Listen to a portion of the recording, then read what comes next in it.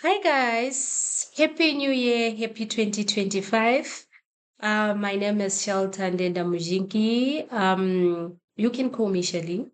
So this channel is about all things faith because I'm a devout Christian, a firm believer in the gospel of Jesus Christ. I'm a proud member of the Search Forward in Faith International. Um, so this video really, I've been putting it off for quite some time now. I did post another video on my other channel, but because I could not really follow up, there was a lot of interest in the video and I really felt bad. And that's why I just decided to say, you know what, in as much as I'm busy and it's the new year, I need to do this. So if you are here, so basically, let me just make this clear. So if you are here and you are a Christian and you are struggling with infertility, um, and you are stuck, right, between your faith in terms of whether you should wait and trust God for his time and a child, or maybe you need to explore other options and other avenues of having a child, and you just need some information. I hope my story and my story and all the things that I'm going to share is going to help you. I just need this to be clear. I'm not going to be giving any medical advice because I do not have those expertise. However, I'm just going to share my journey, and feel free for those that may want to engage further. Please feel free even to leave a comment down below. Also subscribe, leave a comment down below and let me know what you need me to talk about.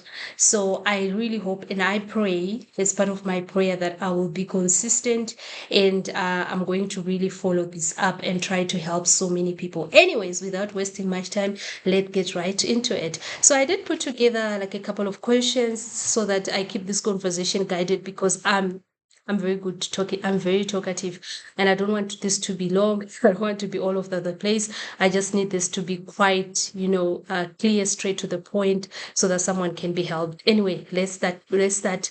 Number one. So someone can be asking, who am I and why am I sharing?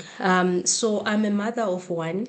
I have a son. God blessed us with a son. He's almost 2 years old, and we had the baby through IVF, and we are based in South Africa. My journey was not an easy journey at all. Like I said, I'm a firm believer of Christ, and having just to navigate that where you are struggling or you're waiting upon God and going through all these issues, the torture of every day, and wanting a child and at the same time waiting on God, and being in a place where you don't even know if you should explore other avenues. And I think that whole dilemma is something that can take a huge toll on you. I also struggled just to get some resources that could help me in my journey, to strengthen me, and also even to guide me. Even when I got confirmation based on my spiritual revelation on I needed to explore other ways and I wanted to go with IVF, I searched a lot of places, internet, getting information, but I really struggled, especially knowing more about infertility and IVF and any other artificial reproductive therapies in Africa. I really struggled because the content out there is basically, for the West, and it's not really aligned and relevant, especially in an African space. So hopefully my video is going to help someone who may want them to explore that, and to explore, we call them like ART, which is art conventions, or reproductive therapies, for you to get your baby. So that's why I'm just sharing my journey. Like I said, so we had our IVF in South Africa, I think about 1.5 years ago or 2 years, I'm not so sure. But that journey is so clear in my mind, and it was not an easy journey at all. Anyways, so just a high level. So we had one failed IVF attempt, and then the second attempt was successful. We had our transfer, two embryos were transferred, and one was successful, who is our God-given boy that is turning 2 years now. And we had our IVF in South Africa. In the next video, I'll go in details in terms of the institution that we used and the process thereof. So someone may ask that question. So that question number one. And then number two, what is the process really like, especially in Africa? So once you have made up your mind and you know that this is what you want to do, maybe based on, you can decide to have IVF, to go for IVF for different reasons, right? But I would really recommend that what you need to do if you're struggling with infertility, and what is infertility, I hope I'm going to be right. Like I said, honestly, I'm not giving any medical advice. That's not my expertise. I'm just sharing my journey and someone can be helped. And if you want more information, you can reach out. So what I would advise is that if you're struggling with infertility, and what is infertility is if you've been trying to have a baby for like 1 to 2 years consecutive, you're not on any, contraception, and it's not happening, then they classify it as infertility, or, rather a delay. So if you find yourself in that situation, I would encourage that the first thing that you need to do is to engage a fertility clinic. Just they are experts in these things and they can help you because they are specialized, right? So first thing you need to do is do your research, find out based on your budget, find out the institution that you'd like to work with, and you need to reach out to them. One thing I can say is that these institutions in Africa or even beyond, they are overwhelmed, and it does take time. So you don't book your appointment today and you're already going in there tomorrow. Sometimes it takes a long time. You can even be on a waiting list for like 2 months, 3 months before you even go for your first appointment. So that's the one thing that you need to know. So if you identify, once you identify the facility that you want to go with or to work with, you need to reach out, you need to make an appointment. Sometimes, and that appointment will be for a consultation. And the consultation really, it in terms of the cost, it varies, but I know that it's not like your normal cost. For I know back then when we did it was around 2,800 for the first consultation in South Africa, and then you do wait. So on your first consultation, you one thing that you need to do is you need to be very you need to be very honest. You need to really do your homework, and you need to share as much as you can, right? Because every information is important. So they will ask questions because they want to understand for how long you've been trying, what have you tried, etc. And then based on that, they can map out a way for you, right? They'll propose a way for you to say, okay, so I think we need to do this, maybe starting with sperm analysis for the man, and then for you maybe a sauna, do you call that, where they just need to look at your uterus and also look at your ovaries, etc as a woman.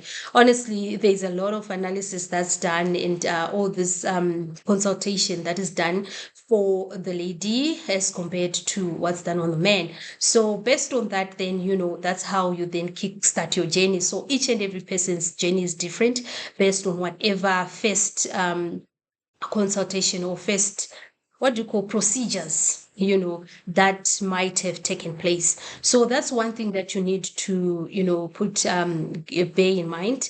And also a lot of people are mostly interested in the cost. How much does it cost? Honestly, IVF is not cheap. It's very expensive. Like, if you ask me, very expensive.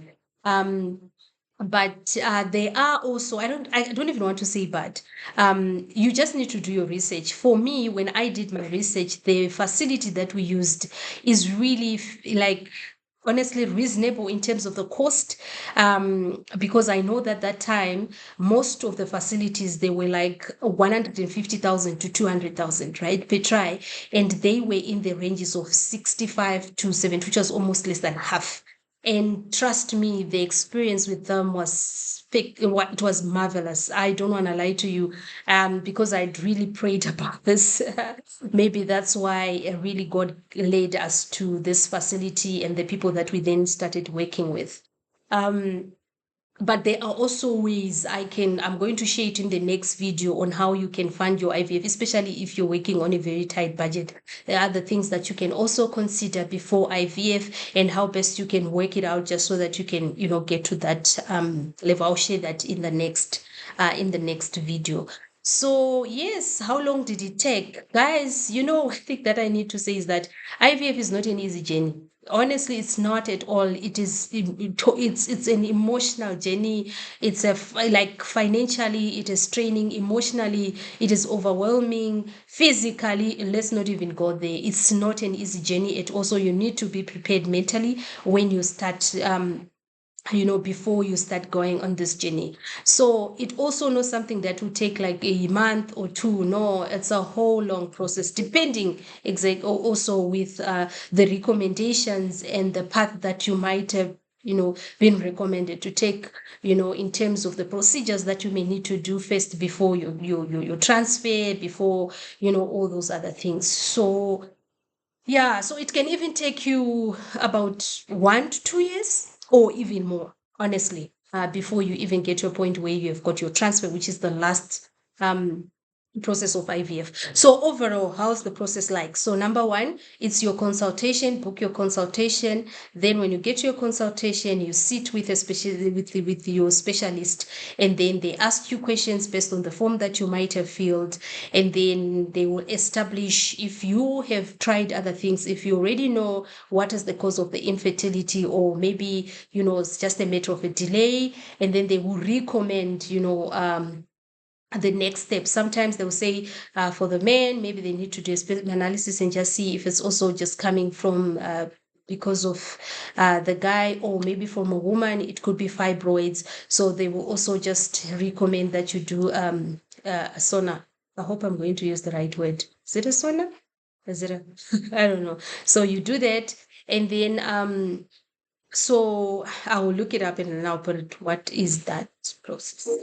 Where they look into your uterus, see if you've got fibroids, any blockages whatsoever. So once they do that, the next thing, obviously on your next appointment, they may recommend that you do like what they call a hysteroscopy, where they then get in with a cannula in your uterus, and then they do like a scraping. Sometimes they just say, let's do it at once, right? I really recommend that no matter what, please go for that. So where it's I think it's a hysteroscopy and laparoscopy, hysteroscopy.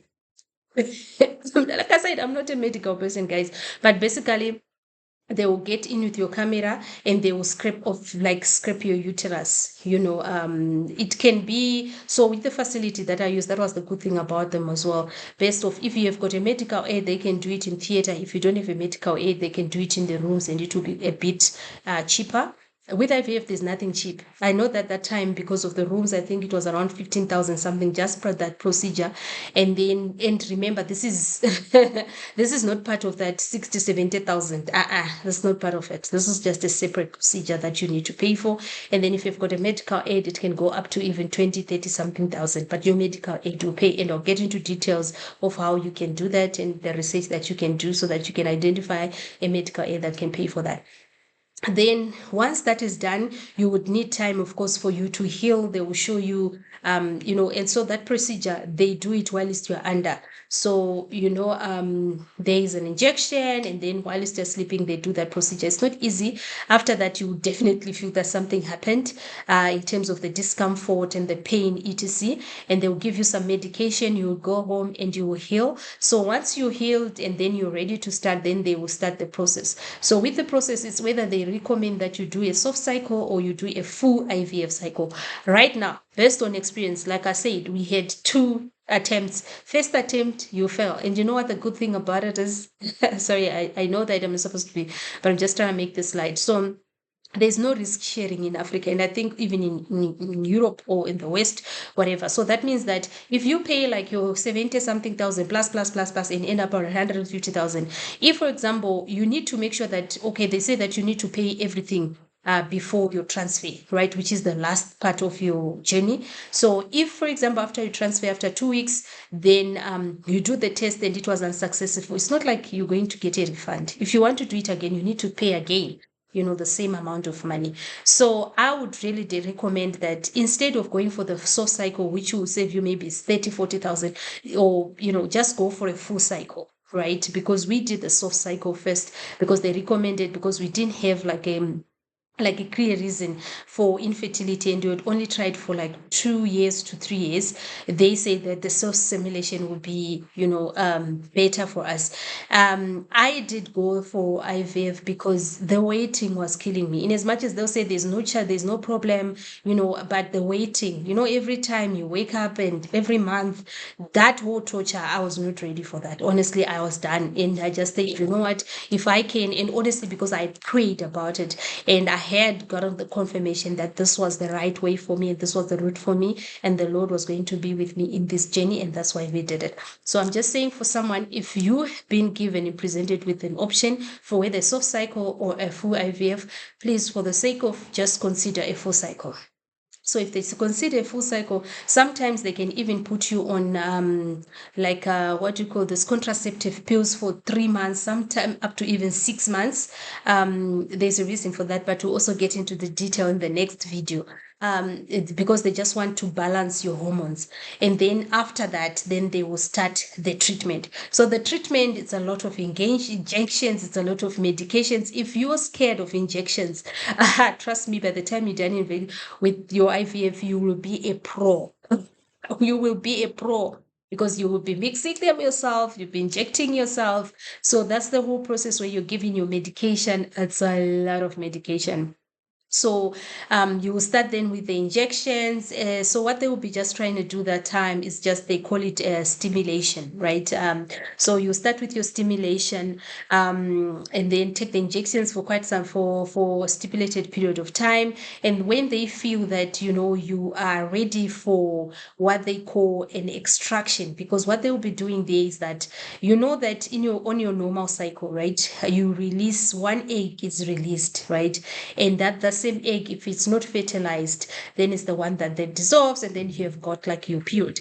But in IVF, they don't want to work with one egg, they want to increase the chances. So what they do is they stimulate you so that you can have so many eggs. I'm just saying this in very layman language.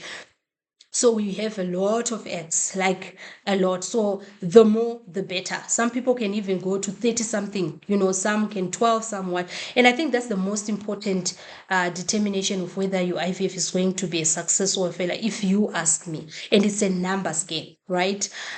So basically, the idea, or the idea is that by the time they extract your eggs, they extract as many as possible, because those eggs, it's not all of those eggs that will survive, when it comes to after they have fertilized them.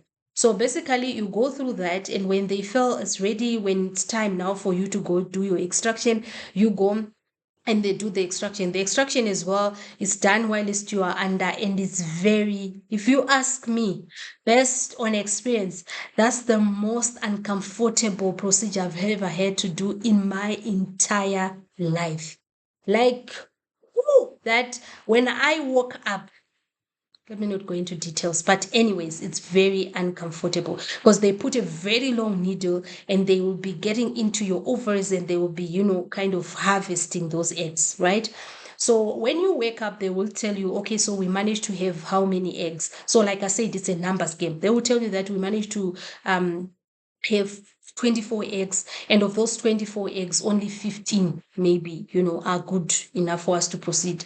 So the same day that you have extraction is the same day that your husband is there, and they will also collect the sperm, and they will then fertilize. They will collect the sperm, they will clean it, and then they will fertilize. So after extraction, you then go home. They will tell you in a day or two, they will call you and tell you that how is the fertilization going. So maybe day one, they will tell you that, oh, day one, out of your 24, then out of those 20, that was only, like, we only have 15 that survived day one. Day two, we have got 10. Then day three, they end up maybe with 3 or 5, right?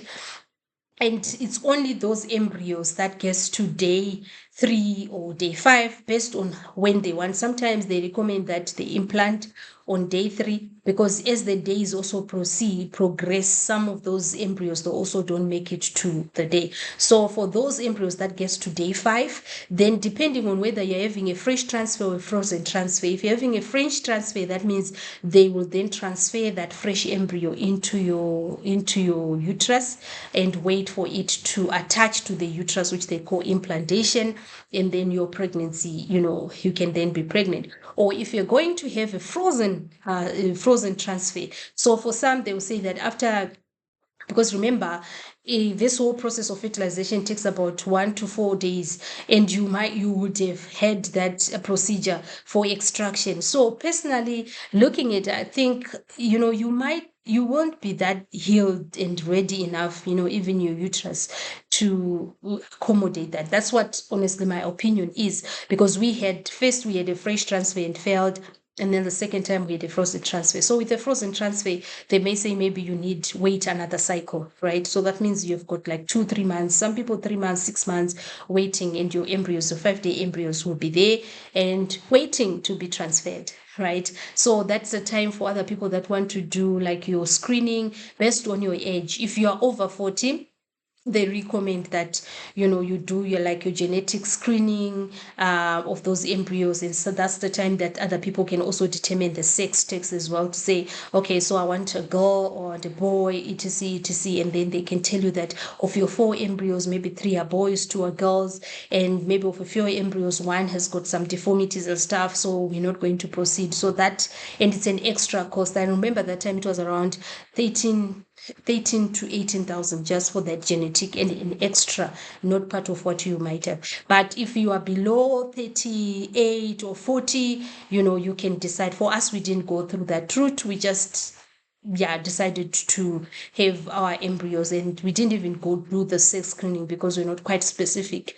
Well, my husband wanted a girl, but so we're not quite specific with the gender. So we just wanted them to transfer any of the 2 best, because remember, they also do them like in terms of the are they A plus, that kind of grading that they do as well to the embryos, and they always transfer the best, right? And then for your transfer, so that time you go home, and when it's ready for your transfer, you also have to do like a preparation, right? So there's some medication, there's some injections that you take, because your uterus have to be thick enough to accommodate that transfer, because if it doesn't have like the thickness they want, they won't proceed, because your implantation will fail. So so there's a lot of medication and preparation that is done to get you to that level, and you'll be going in for scans every now and then. You'll be going in for them to scan and measure the thickness of the uterus, and they will tell you that you're ready, and then you go in and you have your transfer. The transfer is quite easy. You are wide awake when they do the transfer, and sometimes they do recommend other therapies as well, just to increase your chances.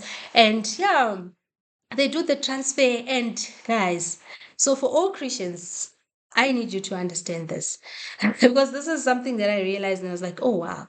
They will tell you that basically what my doctor said to me on that day is that, Shelter, we have done everything we can. We have timed everything. We've made sure that this is a success. But at this time, Shelter, for the next for the next 2 weeks, you just need to pray. So in as much as they do everything, honestly, a child is a gift from God. They are just helping you, but a child is a gift from God. That implantation, whether that embryo sticks or not, that is up to God. There's nothing they can do. There's nothing. They will tell you, go and pray, basically. So to those people that may be wondering, if I do this, does it mean that I don't have faith in God? Honestly, based on experience, it doesn't. I believe that if you're a Christian and you put all your trust, and this is what my overseer and my pastor said, Shelter, when you go, don't put your trust in this process, but to put your trust in God.